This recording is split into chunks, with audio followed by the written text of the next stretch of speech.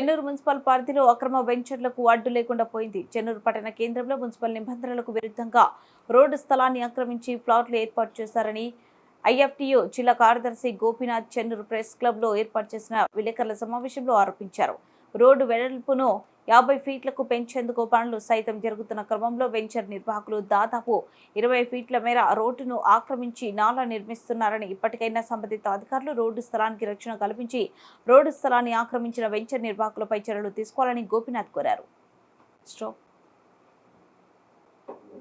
మంచిర్యాల జిల్లా చెన్నూరు మండల కేంద్రం గురుకుల హాస్టల్ పక్కన సర్వే నెంబరు 583, 584, 585 ఈ సర్వే నెంబర్లో వెంచర్ వేయడం జరిగింది.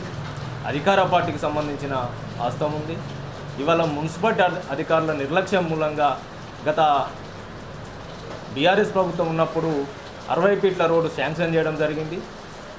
అది హాస్టల్ కాడ నుంచి అటు హైవే రోడ్డుకు అయితే 60 ఫీట్ల రోడ్డుని ఈరోజు 30 ఫీట్లు చేసేసి వెంచరు లాభాల కోసం వాళ్ళ యొక్క స్వార్థపూర్తికమైనటువంటి ఆలోచనతో ప్రభుత్వం కట్టాల్సినటువంటి నాలా ఏదైతే ఉందో అది వాళ్ళ వెంచర్కు సంబంధించిన వాళ్ళు ఓనర్సుగా ఉన్నటువంటి వాళ్ళు మాత్రమే ఈరోజు ఆ నాలాని కడుతున్నారు.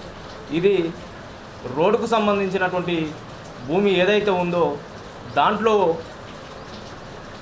కట్టుతూ రోడ్డు విస్తీర్ణం తగ్గిస్తూ వాళ్ళకు అనుకూలంగా దాన్ని మార్చుకోవడం జరుగుతుంది.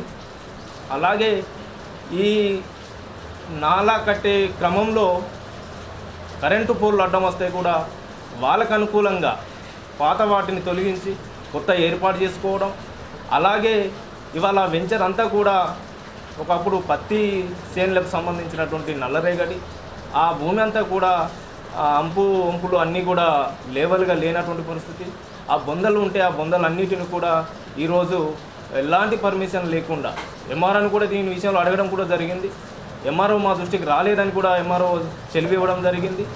ఇవన్నీ ఇన్లీగల్గా మట్టి చెరగొట్టి రాత్రి 20-30 ట్రాక్టర్లు చెరగొడుతుంటే కనీసం అధికారులు కానీ నాయకులు కానీ కనీసం కూడా స్పందించడం లేదు.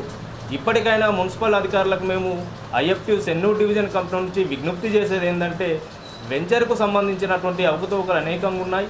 వాటిపై దృష్టి పెట్టి అవి అవకతవకలు జరగకుండా చర్యలు తీసుకోవాలని చెప్పేసి డివిజన్ కంపెనీ నుంచి మేము డిమాండ్ చేస్తున్నాం.